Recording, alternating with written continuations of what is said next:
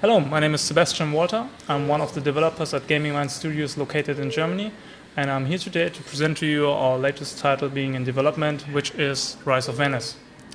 Rise of Venice is based on our very popular trading simulation system series, but is a very brand new IP to us, because for the first time ever we're introducing the players to interact with the cities throughout the Mediterranean Sea in the 15th century during the Renaissance.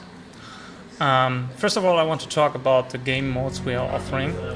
Of course, we have the campaign mode, which will provide a fully compelling story about treason and intrigue. It's also recommended to play this first to learn the basic and the advanced mechanics our game is offering. Then we have the free play mode, which we call our sandbox mode. I get deeper into this, in which I can decide the starting capital, the game world size I want to do, and also if the goods should be random. I can adjust further settings like price curve, maintenance, cost, pirate activity, and stuff like that.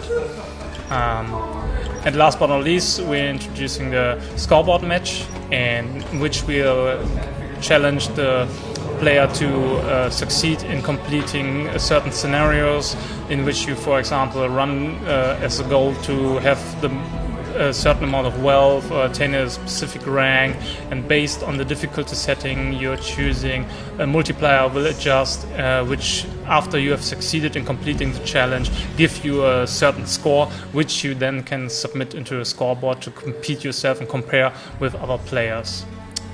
But to actually play with other players, we do also provide a multiplayer mode in which you can play up to 4 players locally and online. Okay, let's get right into the campaign to get an idea of what's going on. What we're seeing right now is Venice being at its peak of its power during the Renaissance, and was viewed as a city of decadence, beauty, and intrigue. Also renowned as the linchpin of civilization and the cultural center of Europe, Venice was the most important trading post in Western Europe, between the Western Europe and the eastern stretch of the Mediterranean Sea. It was also the stage for political corruption and clandestine dealings. This is the place where we start our story, with you as the player taking the role of a young man striving for success, wealth, and power. To do so, you're starting up with your very own trading fleet, because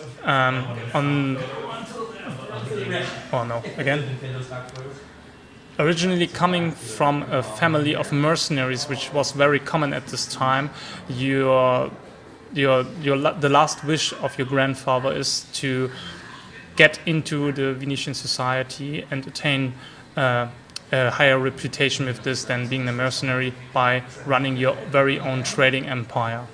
So you set off to start with your very own trading fleet with the support of your family, and get in contact with the Venetian society and the political stage over there.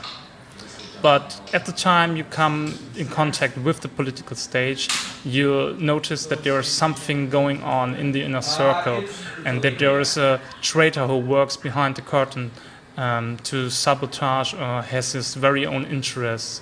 And throughout the story, which will last about 12 to 15 hours for casual players, will unveil, of course, the truth behind what's going on in Venice at this time.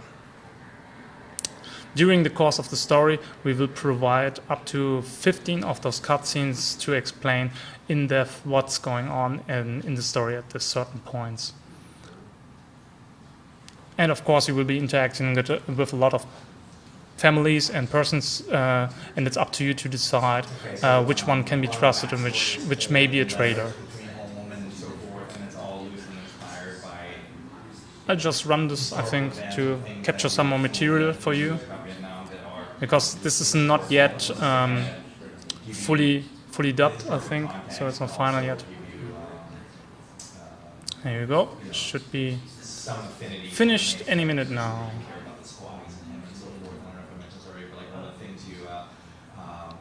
Just the old guy left. Here he is. Hey.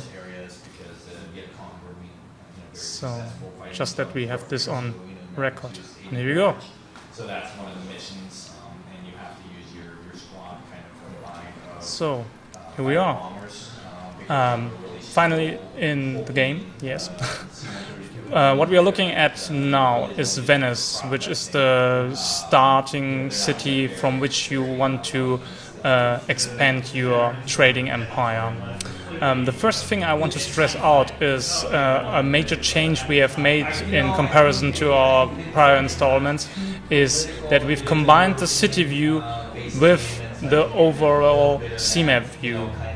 So with this unique 3D environment in its detail we are supplying, you'll be able to navigate your convoys around the 25 cities in the Mediterranean Sea, but also being able to zoom in right to the city you prefer and see what's going on over there, and of course interact with the buildings over there.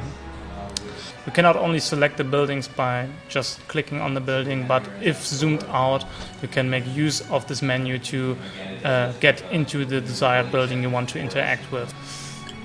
At this time, we are providing 22 goods, which were common throughout this era, of which 20 can be produced directly in the Mediterranean Sea, and 2 of them, historically correct, were imported at this time. Silk and spices were imported in exchange for salt and cotton.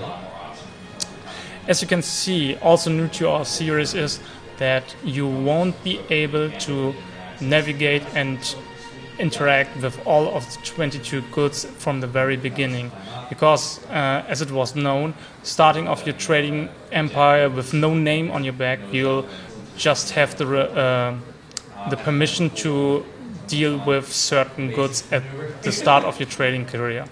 To raise in your rank, you have to get in contact with the political stage, which is represented by the Council of the Ten. The Council of the Ten consisted of the 10 most powerful and influenced families in Venice at this time, and they decide, based on their reputation, if you're allowed to attain a higher rank and therefore attain the right to interact with further goods and interact with another city. Okay, in the interest of time, I think I'm loading up a save game I've prepared for myself. There you go. Here I've already attained the rank of an overseas merchant, and I'm also fulfilling all the requirements to attain the next rank. Therefore, I'm heading to the Senate again, and I'm checking upon the reputation I have with each of the families at this point, and I think I'll be doing good. So I'm trying to advance, and as you can see, I succeed in fulfilling all the requirements. I start the vote, and the vote will be fully simulated. And as you can already guess from their gestures, I'm doing pretty well right now. Here we go. Perfect. Should this be flawless? No, of course. There's this one guy does not like to progress me, but I had 9 out of 10 votes. So here I go, being a grand merchant right now, and rewarded to be able to lead up to 4 convoys at this point. And also I'm presented with a new ship which can be accessed in the harbor. Besides the political stage in Venice, there is this new addition, which is very important. This is the family, which was very common at this time, that specific persons from your family will be placed in certain positions in the Venetian society if you were able to do so. So, for example, I can send my aunt as an advocatress to raise my reputation in a certain city. Or, as you can see, I have 2 brothers here which are in service of being a captain. So if I build up a new captain, they will take the seat as the captain of the convoy. Therefore, I have a new ship rewarded. I will do this right now. And as you can see, my brother Federico is offering his service as the captain. And because I do appreciate this, he brings already a very powerful skill set with him.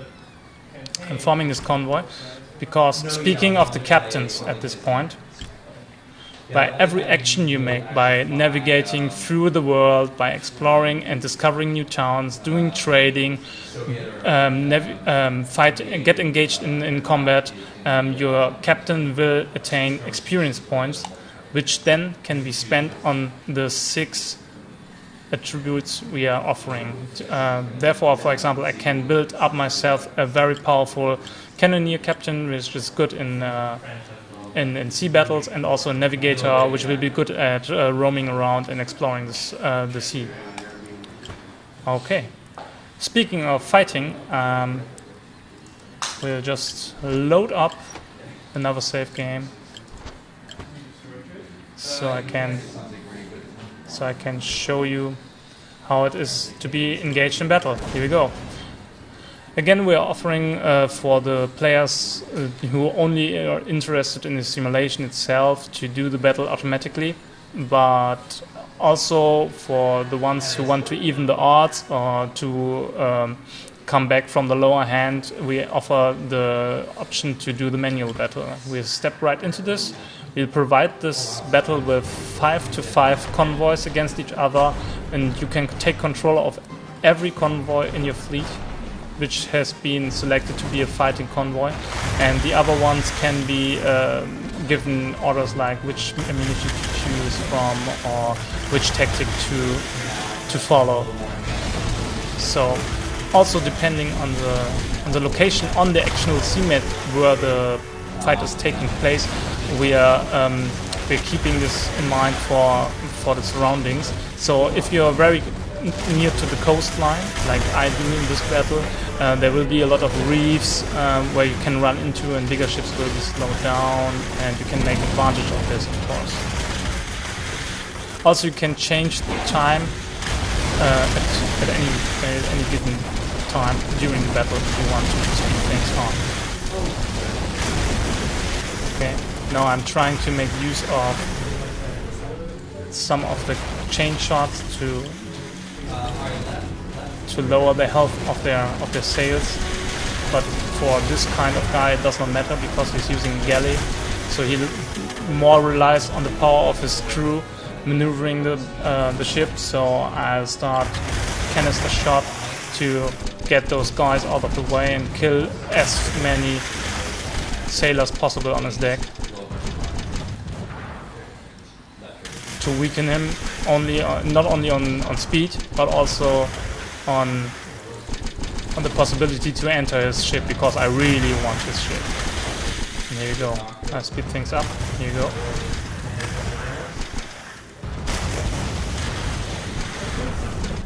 Alright. I think I'll show now another addition we made. We already knew the explosive barrels from the prior installments we've made.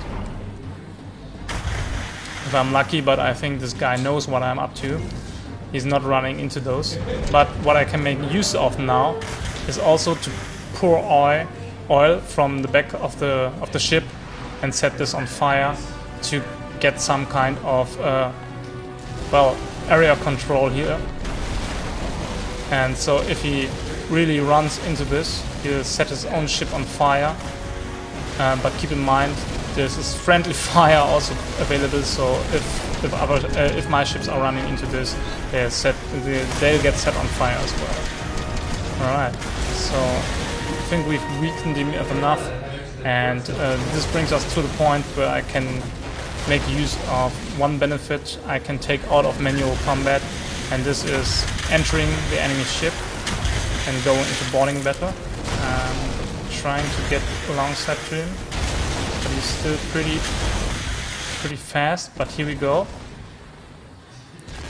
I think we got him.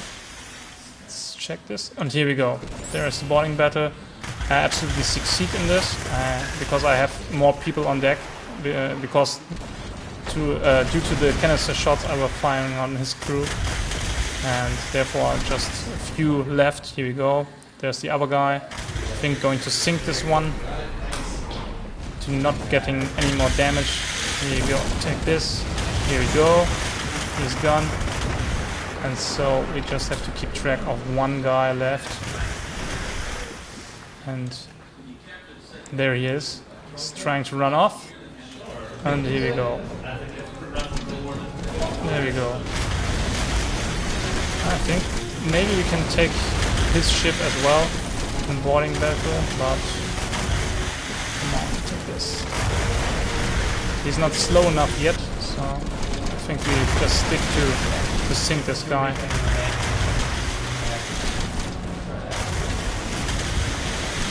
There you go.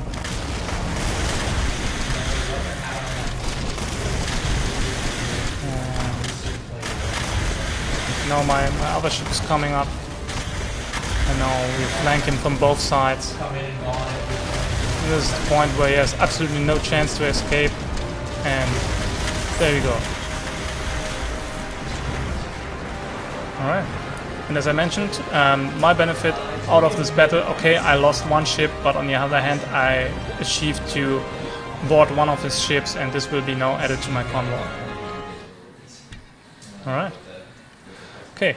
Another thing I want to show you about this world is I'm just loading up another save game. Okay. Alright. Another thing I want to show about this world is us being able to display events. No, it is the wrong one. I want to take this one. Here we go. To display world events directly on the C-map, so you get to notice about them at any time. And therefore I'm entering Naples here, because as you can guess, there is the Etna right next to this one, and it's a very rare chance that this one will erupt. It's actually, I think, a 5% chance erupting every 2 years, but with me as a developer having around, I'm able to do this right here. There you go. And this is one of the, of course, rarer events which can take place on the map itself. But there will be other ones, like for example this wood fire here burning across the forest in the north, and earthquakes which can take place, which are much more common to the eastern part or in the southern part, African cities, which will be hit by sandstorms and deserts, droughts, which are very common in this area, of course. All right. And last but not least, I'd like to get a little bit more in detail about managing a huge world like we have shown here already in this advanced gameplay. I choose to make a trading route here between Venice and Rome to just show you a little bit how easy it is to bring your raw materials from one city to another.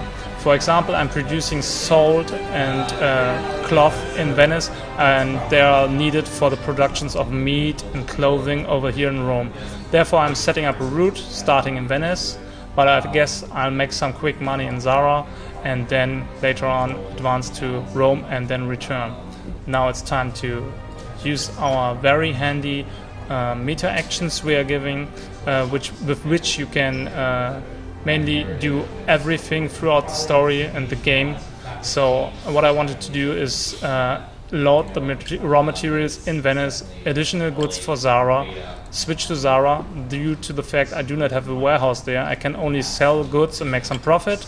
Afterwards, coming to Rome, I want to unload my raw materials and also load the goods which were created in Rome to bring them back to Venice. Therefore, I'm just emptying my convoy over here. Alright, and that's just it. Activating the route, switching to cargoes to show you. In the time the convoy arrives in town, managing with the warehouse.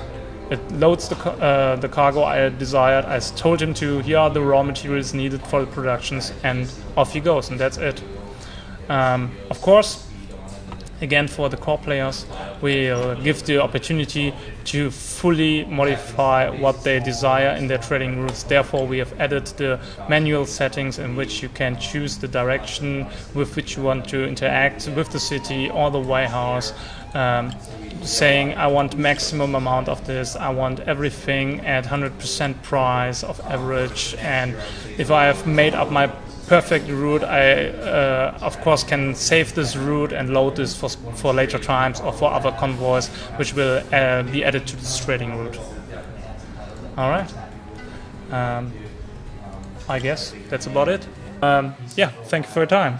I hope you enjoyed it and look forward to this game being on PC retail and digital on September 27th this year.